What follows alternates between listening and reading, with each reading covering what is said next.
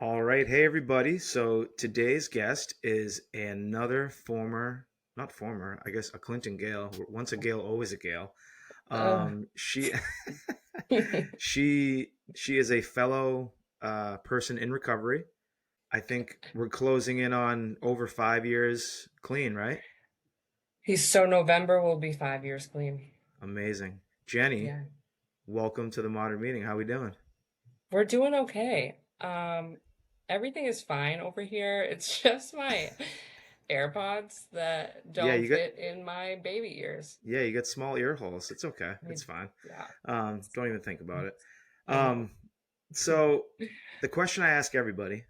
Yeah. So it's funny. So I think it was my brother who um he told me like, "Oh, did you know Jenny? She," and I'm like, "Oh yeah, I remember Jenny. Like she's in recovery."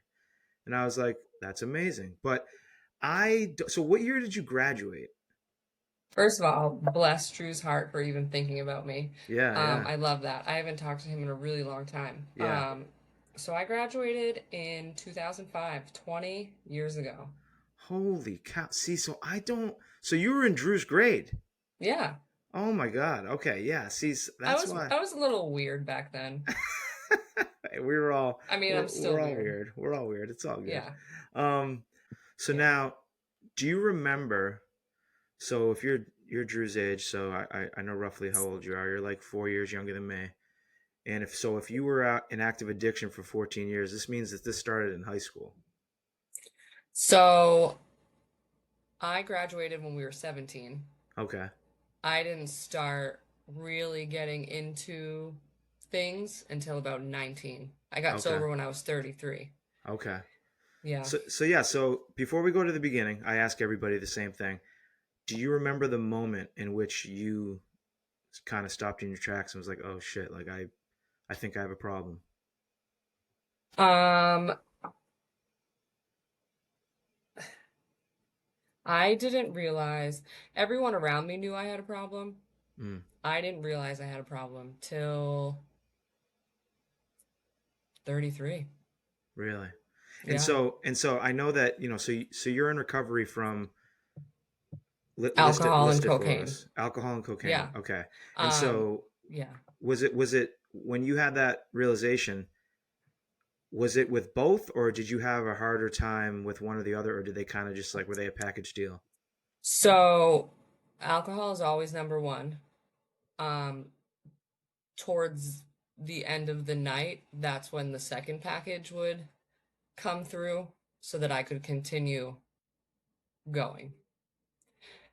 But what's crazy is when the summer before I got sober was like the summer that I thought was a great idea. I started dropping acid Mm, at 33 years old, like yeah, just doing weird things. right. And I think And I just wanted to get it out of the way. and do you think that was that out of boredom? Was that out of you just wanted to try something new? Why do you think you tried it? At that point, my kids were taken out of my custody Mm, in April of 2020, and I didn't get sober till November. So instead of doing what I should have done, which was get my ass to rehab of some sort, I went on the run for 6 more months. wow. Yeah.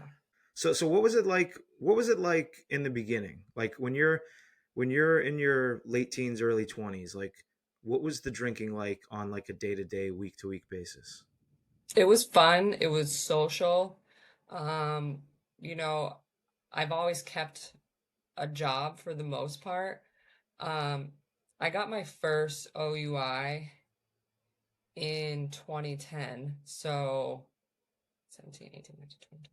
I was about almost 23 when I got my first OUI. So you say first OUI, so you've had multiple, I've had two. two OUIs. Yeah. And for those who don't know, and me included, what's the difference between a DUI and an OUI? Or are they the same thing? Honestly, I should know this since I'm a pro. I was operating, I don't know, because one's driving under the influence and the other's operating under the influence, and I was very much doing both. Right, right. I guess we'll have to Um, fact check that. We'll have to look it up. yeah, we'll I have don't to know. Google Yeah. that one. I Um, should know that. but so you're 23. Take me through that first OUI. What happened? What led to it? Why did you make that choice? I mean, we've all done it. We've all obviously driven when we shouldn't have. Yeah. But what? Take me through that night if you can remember. All right, 2010. So I had a boyfriend at the time, a very smart, educated, professional, something that I inevitably screwed up in the long run. He was on a trip to Mexico and I borrowed his car. It was a red Honda Accord. And I was in Fitchburg at a gas station right by the highway. I went out a do not enter, as any drunk girl would do. I'd been at the bars, but I would never tell the cop where I was coming from. Um, and I went out the do not enter, and then he pulled me over in front of another bar, which I was probably going towards anyway. Um, and we did the field sobriety test.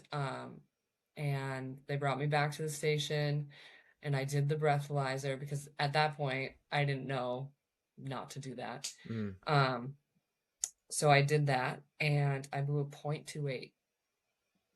that's that's like three and a half times. Yeah, that's a lot. Yeah, that's a lot. It was by Trooper Gray, and he's since retired, but that was his specialty, was OUIs, and he Mm, cranked them like no other. mm, Um, and I spent the night in jail, and I was friends with this family that owns an Italian restaurant in Leominster, and their grandfather was an attorney, and he was like, Jenny, I can't take your case. You blew a 0.28. yeah. You you were drunk. And I was like, you're right. I was.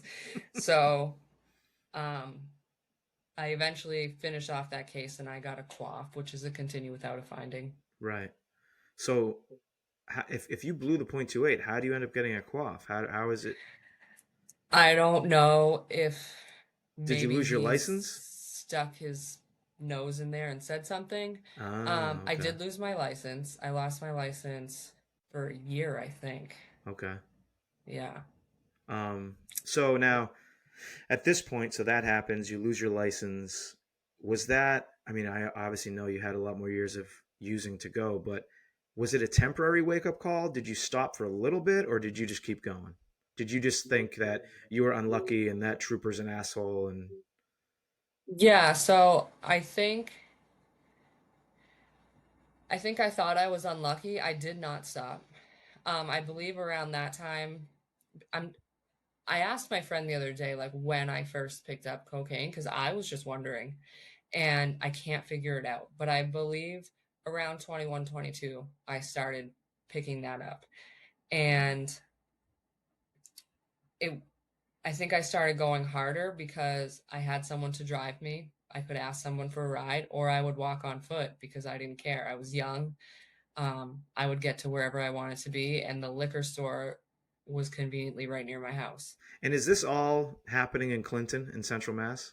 No, so once we graduated, I left. Okay. Um, and I've been in Fitchburg for 13 years. Okay. Actually, yeah, my son is 13. Um, so I would always bounce from Leominster to Fitchburg in between Mhm. that time until I finally settled in Fitchburg. Okay. So Yeah. now what would you say was the next, we all have when we go back and think of our using, we have these mile markers, these moments where like shit goes to the next level. When did looking back on it for you, like when did stuff start escalating?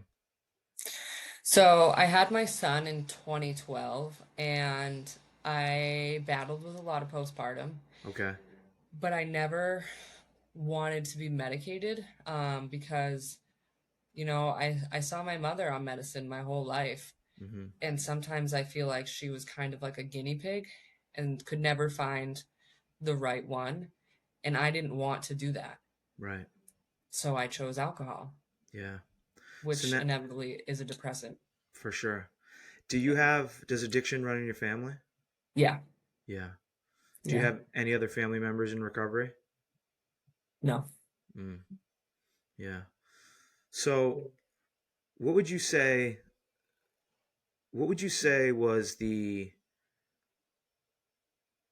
like what? When did cocaine start entering the chat, and it was like you know as equally as big a problem as alcohol was? I could go without cocaine. It just made things 10 times more fun. And I would find ways to not have to pay for a bag. And it just made the party last longer. Um, it made it more fun for me. I could literally learn about somebody's whole life in 45 seconds just by talking to them. I did I did a lot. Mm, Yeah. yuck. Yeah. So now you say the party, right? So you're now a mother. You're in your mid 20s. What is Yeah. this? What is this party scene like? What do you? Is it house parties? Is it going to bars? Like, what are you doing in Fitchburg and as a mom? Not being a good mom, Right, I will right. tell you that. Um, but I can admit that. Mm, Um, it would always be the bars, and then it would lead to after parties. And at this time, I once my son was about a year, and I realized not the full realization, but I knew I was getting sick and I couldn't be a mom. And honestly, probably at that time, I didn't really even want to be a mom. mm, My son's father took temporary custody. okay. Yeah, And so, in what year was that? How old was he? he was one, 2013. Okay. So it's 2013. You have your first kid, and the father takes him away. What was your reaction to that? And when you said you just said that you were getting sick, you mean just getting sick like you can't stop drinking? Yeah, Yeah. yeah. And so what was your did you fight it, or did you, like you said, you didn't even want him at that point? It's not even that I didn't want my son. I didn't want him to be around me. Mm, Um, because I was starting to get really sick. So there was stipulations like I could see him whenever I wanted, as long as I wasn't hammered. mm-hmm, And at this point, my son's dad lived. I don't think he had this house yet, but we were literally like 6 apartments apart. mm-hmm. So I could have my son, but I couldn't be drunk. Right, And there were just times where I would go a couple days without seeing him because I was on a bender. right. And are Yeah. you working at this point? I've been in the restaurant business for 20 years. So So sorry for you. Me too. yeah, yeah. I'm still kicking it though. Yeah, It's a no. lot different sober, that's for sure. Oh my I God. make a lot better money. What do you do? Or so I work at Oh, Barbers awesome. Crossing in Sterling, Awesome. and I waitress and I bartend. Yeah.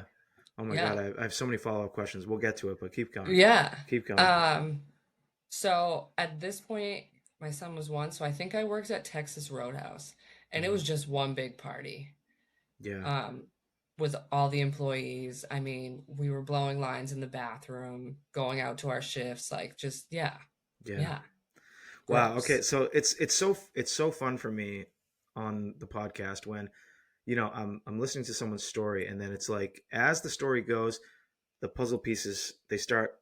So now it all makes, now I have a million follow-ups because Restaurant. yeah, you're in the restaurant industry. So Yeah, my first of many restaurant industry questions is how how hard is it for you at mid, so you're still in your mid 20s. You're surrounded by it. You're yeah, surrounded by a bunch of, I wouldn't even say they're high functioning, but just a bunch of functioning people that come in, they work their double, they make their money, They take home their money. They don't have to wait for their paycheck, and then they go and they fucking rage They until spend it. last call. So it's Yeah. like, yeah, I mean, it's for someone who even has addictive tendencies like that. It's almost impossible. And I feel like my biggest thing was like I had such FOMO that even Mm, if like I had the opportunity for my son to be home that night, I'd be like, "Oh, well, it's Thursday. Everyone's going to the club. Like, yeah, I'm gonna go to the club, you know?" yeah. And I would lie my way through an excuse of why I couldn't come pick him up. Mm. And not to jump ahead, but looking back at it now, how does that make you feel now? Like, can you imagine choosing anything Now, over I your couldn't son? imagine. Of No, course, right? no. But if I thought about all of that continuously, at like I have regrets, don't get me wrong, but regret would kill me Of course, yeah, if I continued. You know, I had to forgive myself. I've yeah, I've had conversations with him. He's going to be 13, so I can talk to him now about whatever, however. yeah. And, It's you amazing. know, it is. I mean, I'm very grateful. this story has a happy ending, so we're just Yeah. we're hearing the story, but no, I just think it's kind of like me as a gambler. Like when I think of some of the stuff I did, I can't even I don't even know who that person is anymore, and Yeah. I'm sure that's kind of how you feel. But so I guess my follow up is, what do you do now? Staying in the industry, I know that shit's still happening. Might not be as crazy at barbers as it was at Texas Roadhouse, but Right. how did you deal with those temptations early on? So I waited to go back to the restaurant. I was 6 months sober. Okay. So I kind of had like a handle on things. Mm-hmm. And I went to a new restaurant with new people. And honestly, like I've gone out with the girls a couple times. They're like home by midnight, you know, like Right. barbers isn't really that kind of vibe anymore. For sure. Um, at least for the workers anyway. Everyone still that comes in there gets hammered, but Right. um everyone's just kind of chill and like we all have like our own lives. I work with a lot of moms. Yeah. Um it's a different vibe for me and honestly, I'm just there to make money For sure. and Yeah. then leave. Yeah. Definitely. Yeah, Um. So I know we're bouncing around, but just so that's okay. to pick your story back up. So because I know you said you have three kids, right? Two. Oh, you have two Two and a kids. bonus. My daughter has a older sister. She's 16. Oh, awesome. Okay. So take us back to, so you're, you don't have custody of your son. You're at Texas Roadhouse. Take us through those next few Partying. years. Yeah. So a lot happened actually. I was actually at the finish line of the Boston bombing, which then changed my trajectory of my drinking for a little while because I would drink alone during the day until I had the balls to like go out. Hold on. And Hold on. Back up. So back it you, up. how close were you? I was in between both You were on the in opposite side between. of the street. So you Yep. saw some shit. I smelled some stuff. Yeah, yeah, yeah. That is And unreal. what the crazy part about that day is I go to the Red Sox. Well, we used to go to the Red Sox every year for my friend's birthday, which is April 15th. Patriots That Day.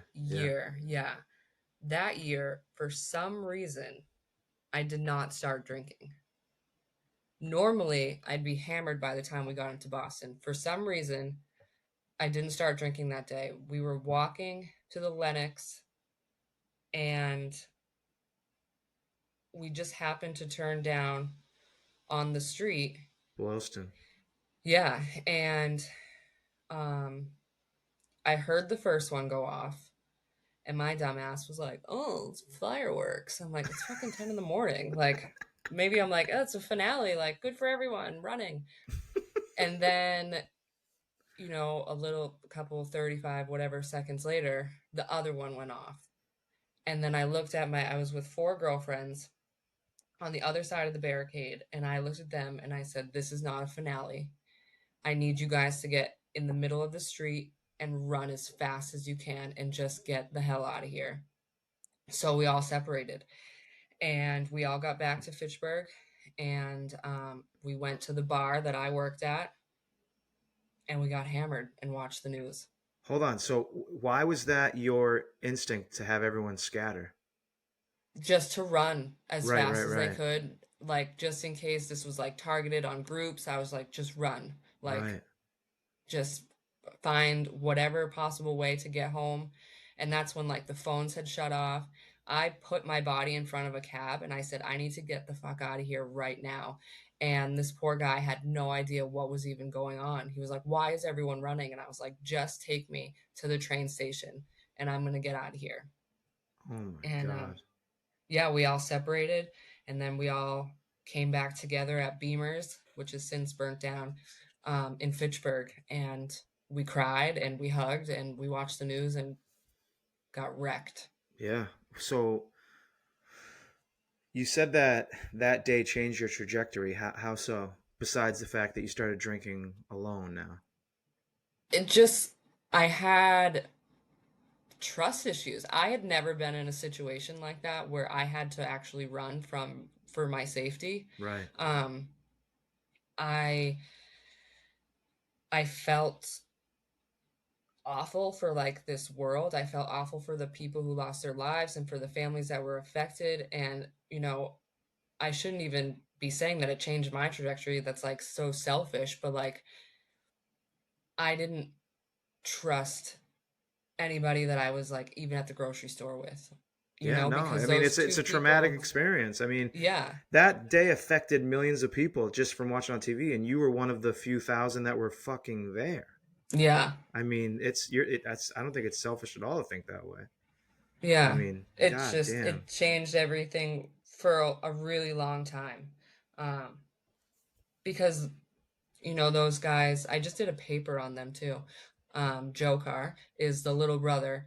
And, for them to just walk along a sidewalk and drop a couple of backpacks off and walk away, it was like, who am I actually surrounding myself with Right. from on a day-to-day basis? So Yeah, that no. just fucked everything and Yeah, started the whole shebang.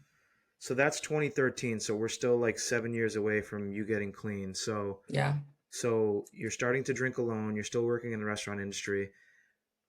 Were there any you said that your friends knew before you did. What were the things hmm that were happening that led them to notice that you had an issue? Um, so pushing forward a little bit, I lived in a house with my friend, and she had kids, and I had kids. But to me, it was like free babysitters, Mm, so I could still get hammered and have my kids. right. And then they were like, "What are you doing?" Like, Yeah. you know. But it was really hard towards the end because the same people that were telling me I had a problem were the same people I was partying with, Right. you know? So Yeah. it was like, where do I go from here? Yeah, that's really tough because and looking back on it now, objectively, were they just heavy drinkers and you were the alcoholic, or were they alcoholics too and they just were kind of pointing the finger? They What? were they were I mean, I It, surrounded myself with a lot of alcoholics. okay. Whether they admit it to this day or not, Right. that's not my mess to clean up, Of but course. I did surround myself with a lot of alcoholics. Yeah. Yeah. So take us to like what was your rock bottom or series of rock bottoms that led you to getting help? um Well, like I said, my kids were taken out of my custody in 2020 and they were separated. And And that was how old awful. were they in 2020? So I got sober when they were 4.5 and 8. And so when they were taken away in 2020, did you get your son back at that point or no? So yeah.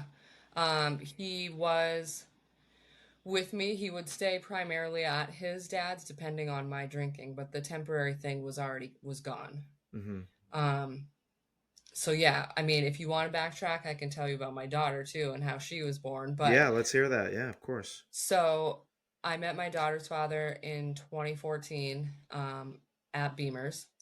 I met both of my kids' dads at a bar, and neither of them have substance abuse issues, Wow. and neither of them have tattoos, which boggles my brain. Um, so I met him, and we dated for a little while. You know, I don't think he realized how much of a problem I had had at that point. Hmm. Um, there were a couple, breakups here and there. Um, we went to Six Flags one day, and I'm drinking, I'm partying, I'm going on roller coasters, living my best life. Come home, I lay on my bed, and my stomach shifts. And I was like, that's weird. Like, I've felt that before. Mm. So I go, I get blood drawn. They were like, well, you're 5 weeks pregnant. And I was like, oh, like, okay. I mean, I have time. We can think about this. Like, let me Yeah. soak this all in. I go for an ultrasound, and they're like, do you want to know the sex of the baby? And I said, wait, Nurse Betty back here just told me I was 5 weeks pregnant. And she was like, well, you're 5 months pregnant and it's a girl. And I was Five like, months. whoa, Oh wait a my minute. God. Like, pump the brakes. Yeah. So, yeah, that was in July of 2015, and the fastest pregnancy I've ever had. 4 months later, on January 1st, um, of 2016, I had a beautiful peanut, and she had no drugs in her system. She had nothing wrong with her. She was perfect. So now, so that's my question. So those 4 months, you were able to not drink or do drugs? I was not able, Okay. like, I was able to Okay. put it off, because at that point I was like, well, we're But for already those halfway first, done. but Like, yeah, those first 5 months, you were drinking. That's I was drinking. wow. Yeah. That's amazing. That's And awesome. she was perfect. Yeah. And And so your first, your the father of your first child, yeah. he obviously had the wherewithal to limit the amount of time that you would see your son. Did he ever try to convince you to get help? Yeah. And Yeah. you just wouldn't do it. Not until No. 2020, obviously. Because at the end of the day, nobody can shame you, guilt you, Of course. pressure you. Yeah. And I needed to figure out that I had the problem. Of course. Yeah.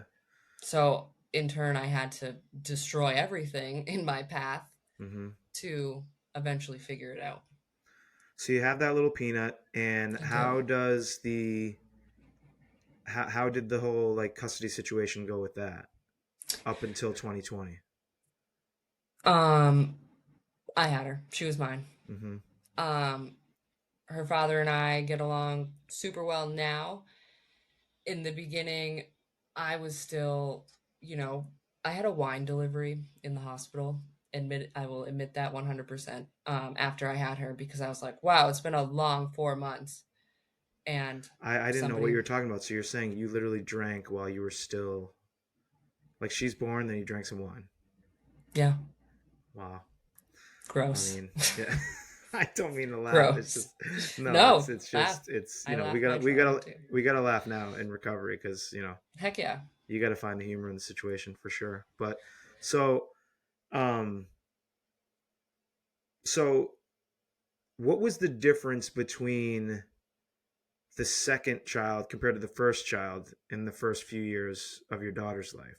Were you still choosing partying over your daughter, or was it a little better?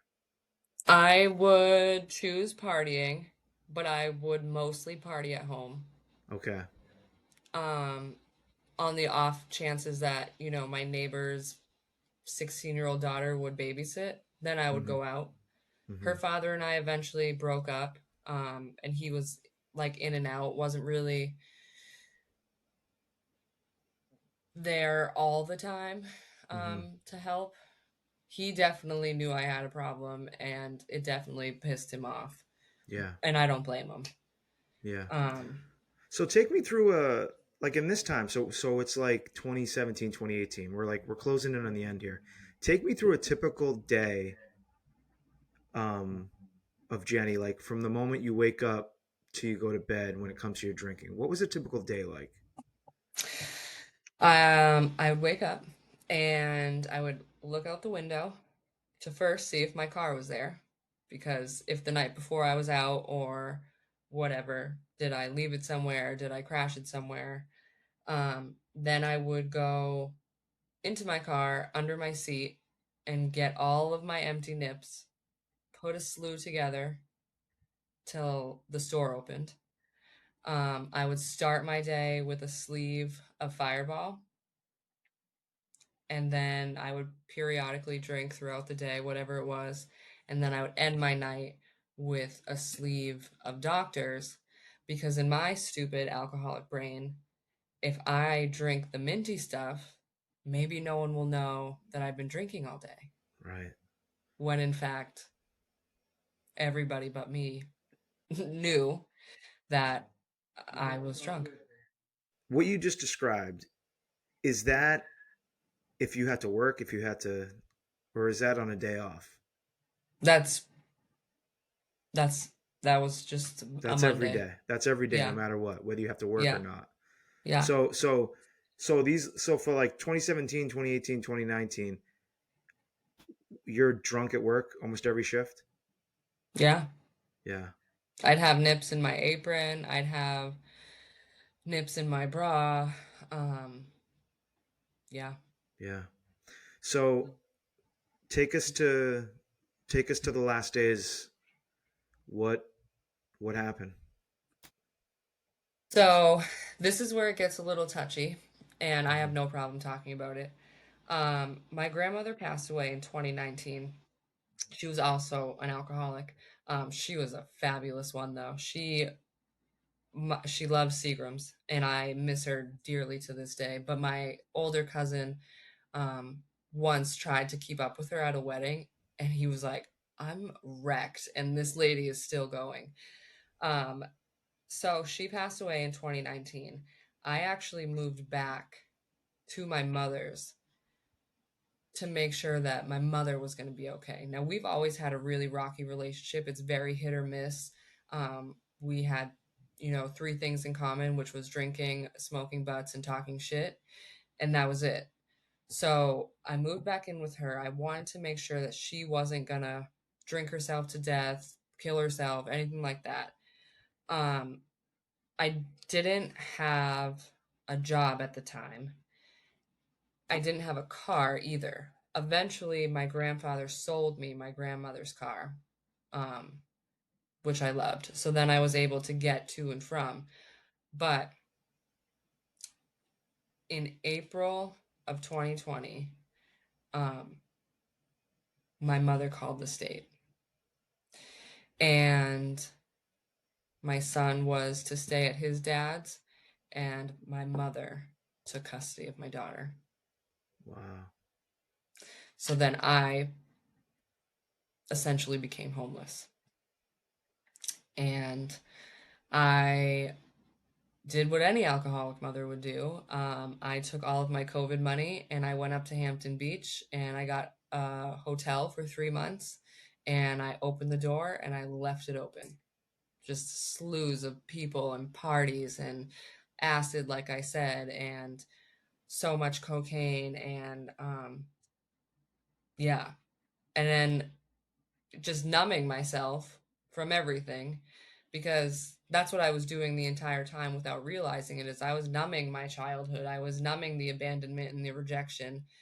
But now I'm doing the same fucking thing to my kids, you know? And that's how I spent my summer of 2020. Um, was just being up there or traveling. I've gone to Vermont, up into Burlington, Vermont, which is a blast when you're hammered. But Mm. um yeah. And then eventually, I was in this very toxic, abusive relationship because I met this dude. Um And I was like, oh, like this is it. This is the one because he drinks just as much as I do. Mm. Match made in heaven. Come to find out, not a great idea. Had a couple domestics. Um, Unfortunately, he was a very angry, jealous type of alcoholic, which then led to, me, who at that point was like a bubbly, you know, extroverted type of person. And I knew everybody. And I'm from this town and I know these people. And, it just didn't work out. Um, so I got arrested again. And we can get back to that. But I thought that I could stay with this person. And 6 months into my recovery, he actually relapsed in front of me. And that's when I knew, like, this isn't going to work out. I could see in his eyes that he was still angry and he still wanted to drink and he was only trying to be sober for me, which I appreciated, but at the same time, we got to go our separate ways. So wait, hold on. So you're saying you guys both got sober at the same time? Hmm. So I was so you had me going in your story. So wait, when did you get help? When did you So decide I to get didn't help? so November, I was arrested November 22nd. He was in jail for a domestic on me Okay, when I okay, got arrested. okay, And when he got out, we thought because he had a month sober, I had a month sober, maybe we could work this out. okay. So you didn't start going to meetings or anything. You just quit cold turkey, and you lasted a month. So he lasted a month. He Yeah. lasted a month. I went, I get arrested November 22nd of 2020 Mm-hmm. in Lunenburg by a cop that I used to work at the Roadhouse with. Mm. She was a server. The look on her face when she was about to do what she had to do, which was arrest me, I still see that face. Mm. I think that helped. I Was it didn't an blow that day. was it an OUI again? This was the second Mm-hmm. one. Okay. Second one, but I did not blow. Mm-hmm. Because I knew the first time, right? But I had 18 empty vodka nips on my front seat. Jesus Christ. And it was technically, as they have it on paper, it's my second first offense. Mm-hmm. It's my second OUI. Right. Um, so I leave the courthouse. I have court in Fitchburg. I do the walk of shame to my son's father's house. I knock on the door. He lets me in. I explain to him what happened. And I said, look, you know I have a problem. Everyone knows I have a problem. I now know and I now see that I have a problem. I'm going to fix it, but I need you to just let me fix it.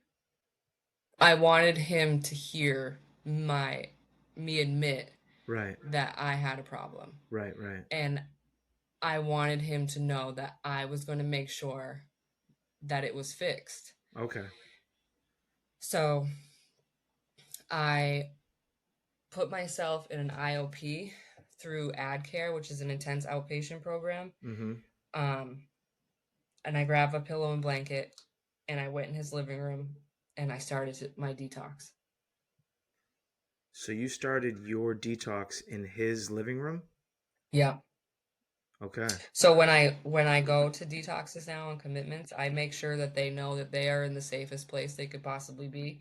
And I know that it sucks for them to have, 50 fucking roommates and share a bathroom and all that. But they need to know that where they're at is where they need to be. Mm. Um, I sweat, I puked, I shook, I had paranoia, I was seeing, I was hearing, and nothing was there. Um, I was just, I was done. Yeah. And that was the only way that I was going to get through it, is kind of like punishing myself by just Yeah. being like, you lay here and you take this because you have fucked up everything that was going for you. Like two failed relationships not with the abusive one, but like with my kids' dads. Yeah. You know, you left your fucking kids. Like, what are you doing? Yeah. So I did the IOP for a while, and I actually What's was IOP allowed again? What's IOP? intense intense outpatient program. So I Okay. did it on Zoom because it was COVID. Okay. Okay. So this Okay. is how I got sober, just Yeah. being in a Zoom chat with 20 other delinquents like myself. And so you're in your first uh you're in his house while your mom is with your daughter. And does And she my know? mother is an alcoholic. Mm, yeah, you left that part out. Oof, Yeah. that's okay. So there is some resentment that I believe that the steps will help me with. Yeah. Um, yeah. Yeah, Yeah. no. But so how's your relationship with her now? Yeah. No, Yeah. I feel as though it's not my mess, like I've said Yeah. earlier. Yeah. Um, she's gotta want it. She's gotta wanna fight it out. Yeah. I mean, it's so interesting because it's like, her making that decision, you know, it's almost like she, her decision, no matter how awful it was for you, it ultimately led you to be where you are today. But the It fact is. that but the fact that she now, I mean, look how the tables have turned. Now that you're in recovery, now that you have this amazing way of looking at life and she's still fucking drinking, like, yeah, It's tough. that's It really really tough. is tough because I want to be there for her, but you know, like she'll message me here and there, and for the most part, for most of my life, I could tell when she was drinking. But now it's to the point where, like, you know, I've asked her to come over probably twice this year, and then she came up with an excuse, Yeah. you know? So she hasn't And seen her grandkids in years. so they are allowed to go there once in a while. There is a Okay. sober adult there. My son hasn't gone in a little while. My daughter went a couple weeks ago. Um, as long as my stepfather Mm-hmm. is, you know, present, um, it's not as bad, but it's still like, you know, I always am thinking like, am I making the wrong choice? Like, should I let her go? What am I doing?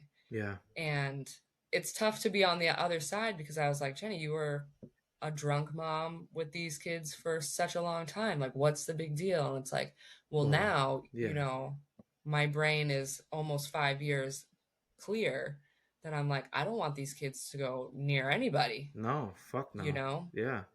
So you get your pillow, your blanket, you're going through it. going through it. When does the physical side effects of like detoxing and withdrawals, how long did that last, and what were your next steps in recovery? So it was about a week and a half, Mm-hmm. um, 2 weeks, I'd say.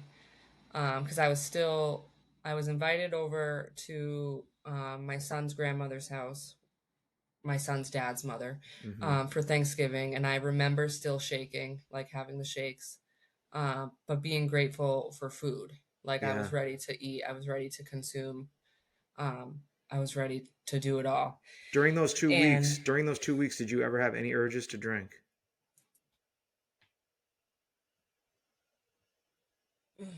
I don't I think I felt like such shit that I did not want to, but in the back of my mind, I knew that a drink would make all of that go away. Yeah. But What a I mind fuck also that knew is. it's such a mind fuck because I was done. Yeah. I was sick of being hopeless, homeless, hungry, all of that. I wanted my goddamn kids. Yeah. Um, I wanted to be the mother that I knew I could be, and a mother that you know I didn't really have. So, I mean, you're just, you're hitting this groove right now where it's fucking awesome, and you're saying some amazing shit, and I just Yeah, like we call it, I've talked to people in all different fellowships, and we often reference that moment where we realize it, and it's like a spiritual awakening. Like, what do you attribute besides, getting arrested, how did your brain flip that switch? Looking back on it, like, how did you finally say enough is enough? Do you have any idea? I think because I remember being arrested really early on a Sunday, I got those little extra hours Mm, in a cell, yeah, and I was surrounded by puke and probably not even mine at that point. I just literally thought, the spiritual awakening thing and like the white light, like I'm not sure if I had that. I basically just laid there and said, "Is this how you want to fucking live your life? exactly. Yeah. Your kids are gone. You're you have nowhere to go. You now have no license for the second time. Mm, Like it's in the middle of COVID. I have to do court in a basement while the judge is upstairs, like with a yeah. mask. I'm wearing a mask in the basement. He's wearing a mask up there. We're on Zoom, and I'm like, what is going on? Mm, You know, yeah. I couldn't take it anymore. So you're at Thanksgiving, you get some food. What happens next, like on your road to recovery? When do you start going to meetings? When did things start progressing recovery wise? So I did my IOP for I did it for 5 days a week for about 4 weeks, and then I could go down to three. Mm-hmm. Um, my son's father, he has a house, and then the downstairs has an in-law apartment. And at that time, somebody was in it, but it was like a squatter, and there was like this whole bullshit with court, and it basically my son's dad had to pay this dude to get the fuck out, which is awful. That's crazy. Um, Mass laws. Once you get mail somewhere, it's like I live here now. But yeah, my son's dad basically said, you know, I see you and I see that you haven't drank. If you get your shit together and stay on this path, I will give you this house and I will go live in the in-law apartment. Come on, what a guy. Yeah, fucking amazing, Do we want right? to do we want to give him a shout out? What's his name? So his name's Chris King, but everyone calls him Kinga. Kinga. I mean, you're a good guy, Kinga. That's amazing. He is. He actually knocked on my door a little while ago, and I shooed him away because, Oh, so this is the house you're in right now. yeah, I'm still Wow. here. I'm still in Wow. this house. That's Yeah, amazing. That's fucking yeah, amazing. yeah. So I got my shit together. Yeah. I isolated though. I Okay. isolated for a good 2 years. Mm, Um, I had my son here with me, which I was wicked grateful for. My daughter was still at my mother's. okay. It was a battle with the worker because I had to prove to myself, as I should have. But it was also such a shitty experience when my daughter would FaceTime me and there she is on the other side, and I'm Yeah. like, fuck. Like, Especially because now that you have this clear mind, right? Like yeah, and because we know that once we're not in active addiction and the clouds fucking clear, now we love harder, now I'm we pissed. feel harder, we hate harder. Yeah, everything Yeah. is amplified. So Yeah. how'd you handle that? Like when did you eventually get your daughter back? So I got her back 2 years to the day. So in April of 2022. So Wow. I fought really hard. I proved to myself, I proved to my worker, um, because, my parents thought they had it in the bag. They were like, oh, we're going to adopt this girl. We're going to take her. We're going to give her the life that we never gave Jennifer. And I was like, I will never sign a fucking piece of paper in my Yeah. life. And at one point, we were at a group meeting at my parents' house, and it was me, my worker, my mother, and my stepfather. And my stepfather was like, just sign the fucking papers already. And my worker looked at him and was like, no, that's not what I'm asking her to do. And I'm not trying to like, rile feelings up or anything, but No, that's okay. your mom and your stepdad, you're they see that you're sober, they see that you're doing well, so they're just being, I don't want to say what I think they're being, but like they're they're trying to keep her from you What's for mine? what? What was their Yeah. reasoning? What was their reasoning? Yeah, I missed a couple birthdays because I wasn't allowed over there. Like just But what was their little reasoning when he said that milestones. to the worker? When he said that to the worker, what's his reason? What's the At that basis that point, they thought that they should keep at her? that point, I think I believe that my mother and my stepfather should not be together. Mm, And I believe that their grandchildren are the only thing keeping them together. yeah. And my daughter at that point was a docket number and a paycheck Mm, because the that. state would give them money. Bingo. Okay. We Yeah. got there. We figured it out. Yeah. I Okay. mean, do I think they love my child? Don't get me Sure, wrong. sure. But yeah, Yeah. it got to a point where, you know, I'd have my sister, who was still living there at the time, let me know when my mother was drinking Yeah. so that I could let my worker know. Yeah. Because I kept my mouth shut for a very, very long time because as a Yeah. kid growing up, what happened in that house stayed in that house. And that was kind of the hold my parents still had on me. So I shut my mouth because I didn't want my daughter to go to a foster home, you know? And that's the way the state works. Mm, So towards the end, before I got her back, um, my sister was like, "Hey, your worker's here doing a surprise visit." She had just left and she was like, "Mom is wearing her mask because that's how she would, avoid being able to for someone to tell that she's been drinking." yeah. So my sister was like, "There's a tall boy twisted tea right next to her bed." So I called my worker and I said, "I need you to go back so you can catch my mother drinking. There's a tall boy twisted tea right next to her bed." And my worker goes, "What's a twisted tea?" And I was like, "For fuck's sake." So, no, like, no offense to my worker, but they're not highly educated Yeah. in drugs and alcohol. Yeah. We got people who work in the gambling space who've never placed a bet. So I feel you. Yeah. Yeah. Um Yeah. so what so did she go back there and she catch her? She eventually caught on. She did not go back that day. I had to explain to her. I had to, I wrote this like really long letter towards the end before I got Tegan back and just explaining like, you know, where I've been, what it was like for me, where I'm at now. And I proved to myself and to them and to her, I wasn't really trying to prove anything to my parents at that point. I wish that they would just shut the fuck up and give me my kid back. Do I think that they did a good thing? Sure. But that's how you see it. I can see their other intentions, Yeah. you know? I just want you to know that I mean this is some heavy shit, but like this is the type of stuff on the modern meeting that's really going to help people. Like there are some people out there right Yeah. now in your shoes, and I just thank you so much for talking about. I mean, this is intense, but this is life. I Yeah. mean, and this is what addicts.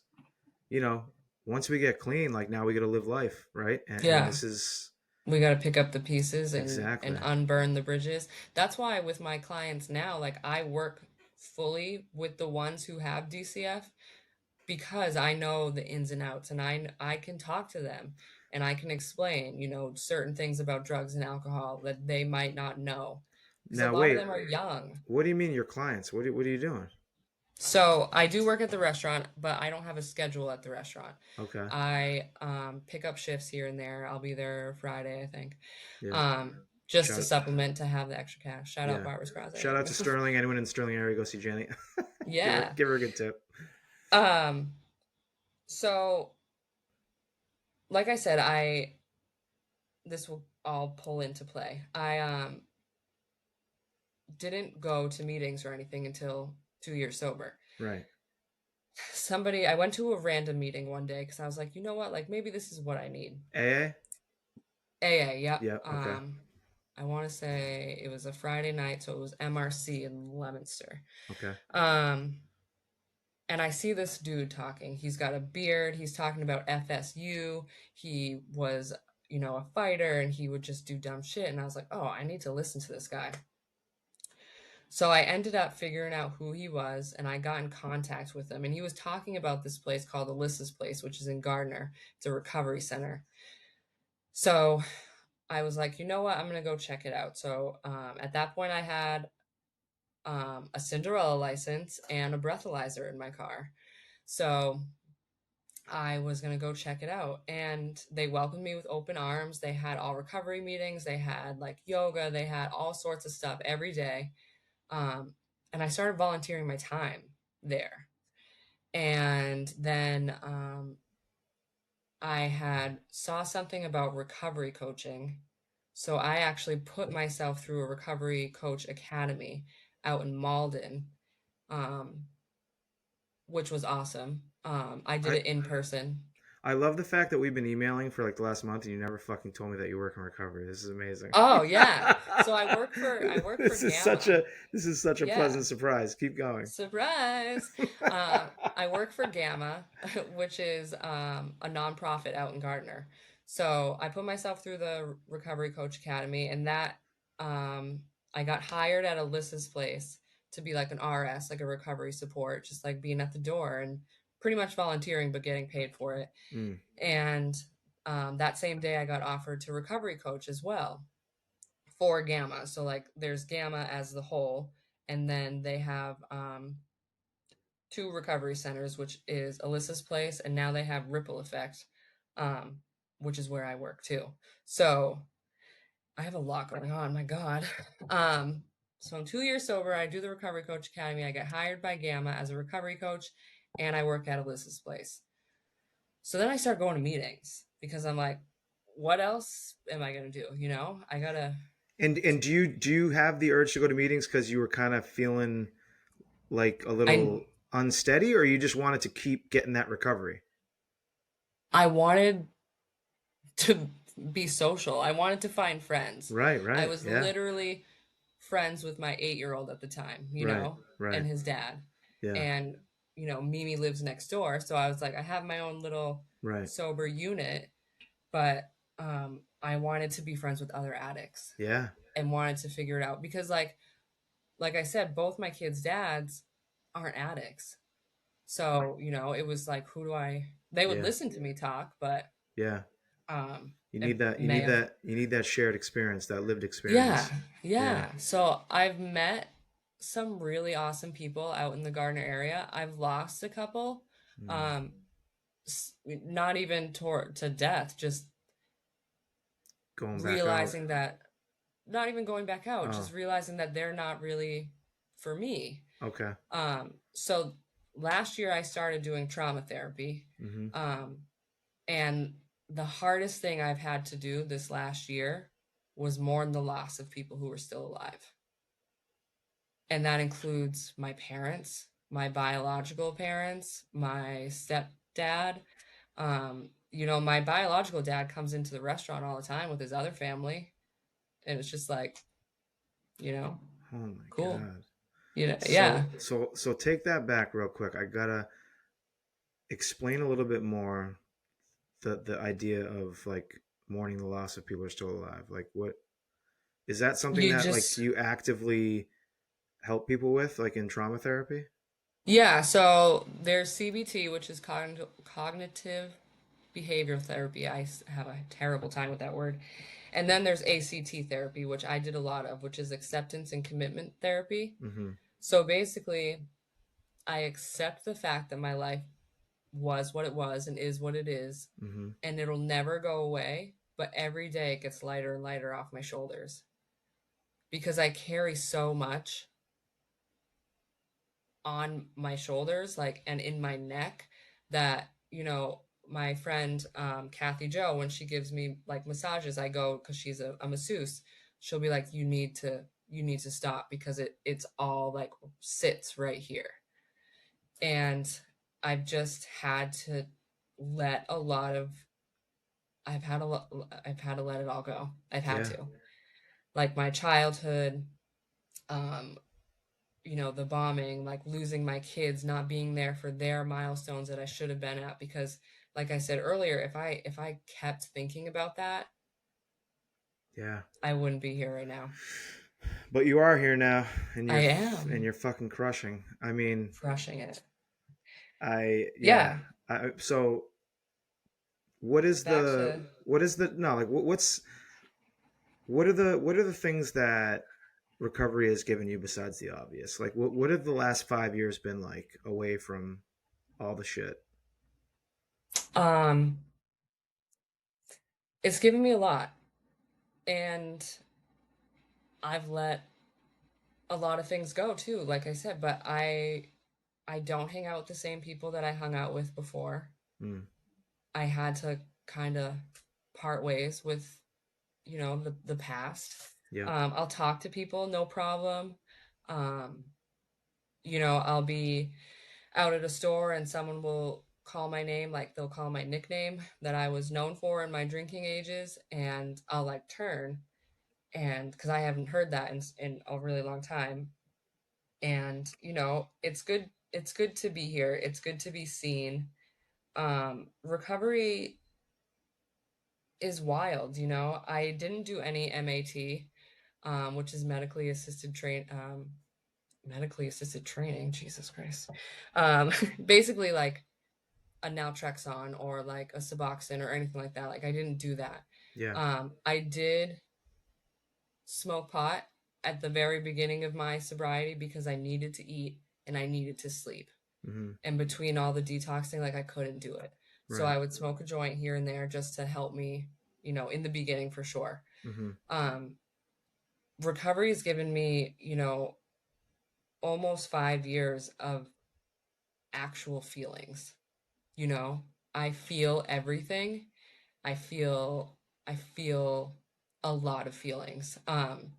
You can catch me sometimes like laying in my bed watching military homecomings, like bawling my eyes out, Yeah. when Yeah. I wouldn't even shed a tear before. Right. Um, it's given me my kids back, obviously.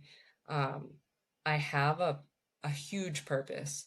I haven't figured out really what it is yet, Mhm. but I know just being here on this, you know, ball of rock that we live on Yeah. and still being here, like there's a reason for that. Mhm. So like I said before, like I am a recovery coach. I know we were talking about that. So right now I only have 14 clients, and I say only because at one point I did have like 36. Jesus. So what a recovery coach is just like I'm extra support. Like you call me if you want to go to a meeting, or you need to, run some errands, or you need me to talk to a DCF worker, or just, vent to me. Like just call me and talk shit, like I'm here for you to listen to because, I know what it's like to get the door shut on you, or anything like that.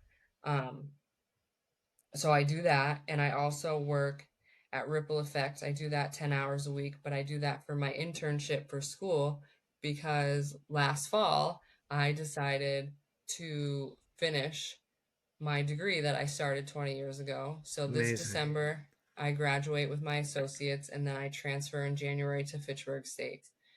Awesome. Yeah, Awesome. I mean, I got a lot going on.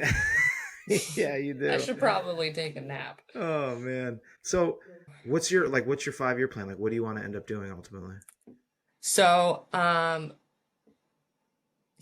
gonna get my associates in human services. Somebody put a bug in my ear, that I would make a really good occupational therapist. Mm, Um, so I looked into that, and it's not an easy feat, but I'm gonna go to Fitchburg, for exercise science and physiology, mm, which then will give me everything I need for my master's in occupational therapy. that's awesome. So hopefully Sounds by like the a time I'm plan. like 45, I will have some sort of plan. But right now, 45 is the new 32. You got plenty of time. yeah, You're I'm gonna fine. be 38 in September, and Yeah. I'm gonna be 5 years clean in November, and I'm just starting to kind of feel whatever normal is. Yeah. Okay, It takes a long time. last question, I promise. Yeah. You mentioned that you talk to your son. Mm-hmm. What do you tell him about your recovery and your life? Everything. So he. Um, yeah, they know everything. I have raised these past couple years some very intelligent, witty, sarcastic kids, and I can't hold anything back from them because I want them to realize what is outside of these four walls, Yeah. and they know why I have a breathalyzer. They know why they had to be separated. My son will be so sarcastic and he'll be like, "Remember that time you went to go get me a Happy Meal and you didn't come back for 3 days?" And I was like, "My brother in Christ, yes, I remember." Oh Like, my God. but yeah, they're Oh. awesome. And I remember my son, my social worker at the time asked my son, like, "How do I know that your mom is sober?" And he said, "Her eyes." And he said, "They're open and they're Mm. white, and she's smiling again." Because we don't just wake up and become addicts and alcoholics. There is something we are numbing. Yeah. And it took me up until, doing my therapy and figuring all that out, that I was in fact numbing a lot of stuff out. Mm. And now, I'm sober, I'm present. I have both my kids under one roof. My son's father is in the in-law apartment. My daughter's father is down the street at his house. My son's grandmother is next door. I have my sober community. It's It's amazing. it's yeah. I mean, Jenny. it gets wild up in here, but Yeah. Jenny, I thank you so much for being on the Modern Meeting. I mean, this was yeah. so awesome. Um, yeah, I just, just when I think I've like, heard it all or heard e- every time you talk to someone, you get a new perspective. Like you get a new way of like looking at certain parts of recovery. And like there's so many things that you said today that I'm going to take with me. Yeah. It's just Spread the amazing. love. Yeah. It's a really shitty stigma, and there are people out there willing to help other Yeah. people. Yeah. Yeah. All right. Hopefully, we'll have you on again at some point, and continued success with all the stuff you're doing in the recovery coaching space. And good luck at Fitchburg. Thank you so much. It was great to Awesome. see you. Awesome. You too. All right. We'll be right back.